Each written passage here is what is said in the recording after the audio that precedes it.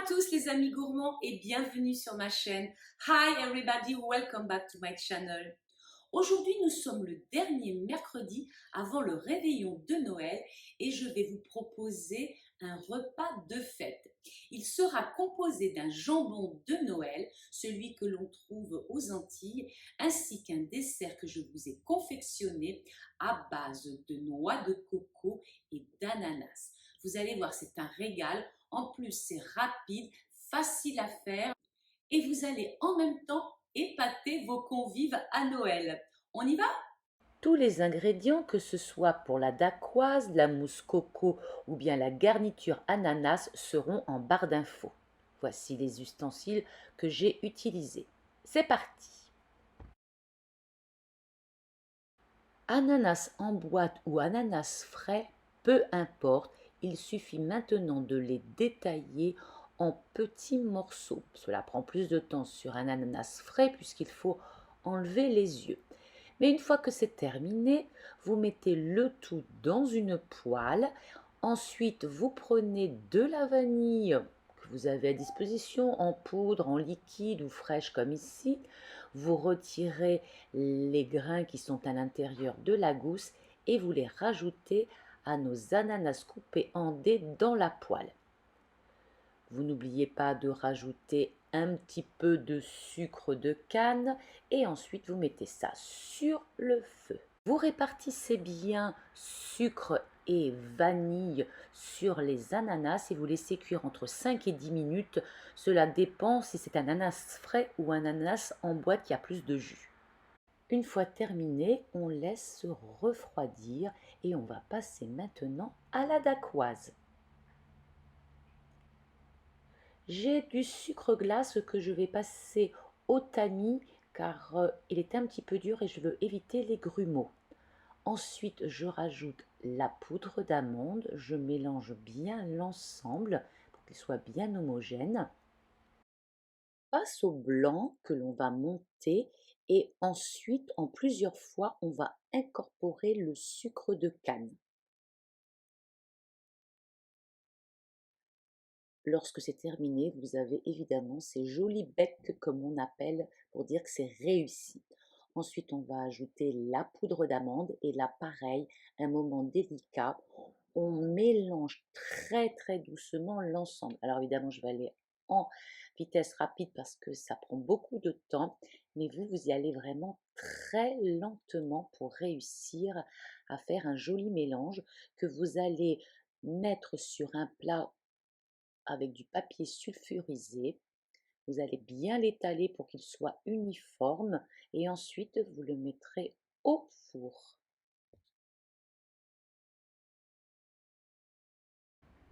Et voilà, une fois terminé, il suffit de prendre vos emporte-pièces et de les marquer. Donc j'en ai besoin de 4.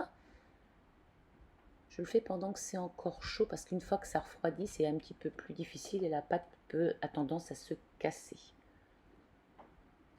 Et on met de côté. La mousse coco a besoin de gélatine, peu importe qu'elle soit en poudre, en feuille ou de l'agar-agar, le tout c'est de bien suivre son conseil d'utilisation. On prend notre lait de coco, il nous en faut un quart de litre, c'est-à-dire 25 centilitres, et du sucre de canne. On va mettre le tout dans une casserole. On vient mettre sur feu doux pour que le sucre fonde lentement. Ensuite, vous incorporerez votre gélatine en suivant les conseils d'utilisation de celle que vous avez prise. On ajoute maintenant la coco râpée. On mélange bien l'ensemble. On va passer maintenant au blanc.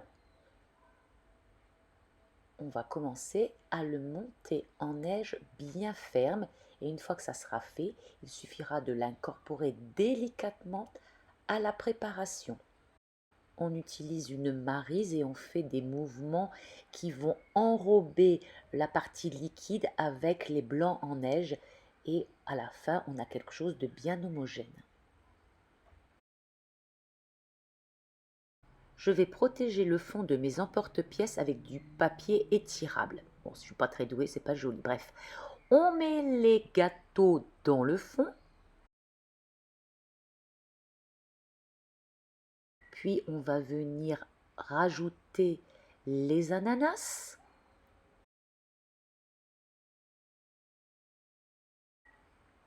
Et maintenant, la mousse de coco. Elle doit être presque légèrement figée parce que si elle ne l'est pas trop, c'est pour ça que j'ai mis du papier étirable en dessous, ça coule un tout petit peu, mais ce n'est pas grave, au démoulage, ça part tout seul. Et une fois que j'ai terminé, je n'ai plus qu'à le laisser reposer pendant au minimum 2 heures au réfrigérateur. Une petite pause pour que vous puissiez me laisser un like ou peut-être vous abonner. Sinon, nous continuons la recette et nous allons attaquer notre jambon de Noël. Donc voici les ingrédients qu'il nous faut: jambon, ananas et sucre de canne. On va commencer par préchauffer le four. Puis on va s'attaquer à notre jambon. Alors, ce jambon, il est dans nos étals ici en Guyane, mais bien sûr, ce sont des recettes que l'on fait plus dans les Antilles, Martinique, Guadeloupe. Donc moi, je l'ai pris de la marque Marion. Il est entièrement découenné, il n'a pas d'os et je l'ai pris évidemment sans piment. La recette est toute simple, il suffit simplement de faire des entailles dans le haut du jambon. Ensuite, on met du sucre et les ananas et on fait caraméliser au four. Mais aujourd'hui, je pense que je vais rajouter une farce entre les deux pour donner un petit peu plus de goût. J'ai pris de la cive, de l'oignon, du piment d'Espelette, des épices créoles, mais vous pouvez aussi prendre des 4 épices. Vous pouvez mettre aussi du persil et vous n'oubliez pas évidemment la cuillère de sucre de canne.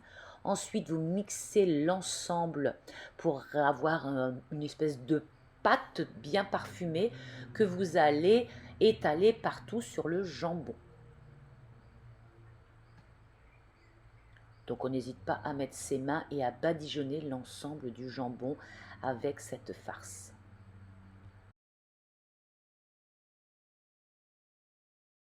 On ajoute maintenant les rondelles d'ananas sur le top. Donc il m'en reste 4, le reste ayant servi à faire mes gâteaux. Vous pouvez en mettre plus. Et ensuite, on verse le jus d'ananas sur tout le jambon et dans le fond.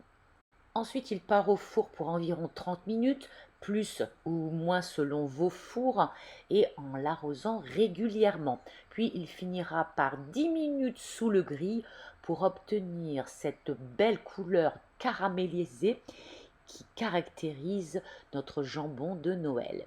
On passe à la découpe pour voir ces jolies tranches que je vais accompagner avec une fondue d'aubergine aux tomates, cerises et aux olives. Un véritable délice.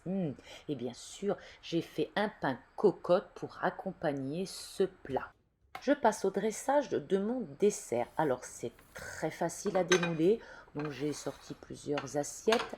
Je les prends, je les tourne, je les retourne encore une fois et ça glisse vraiment tout seul. C'est très facile.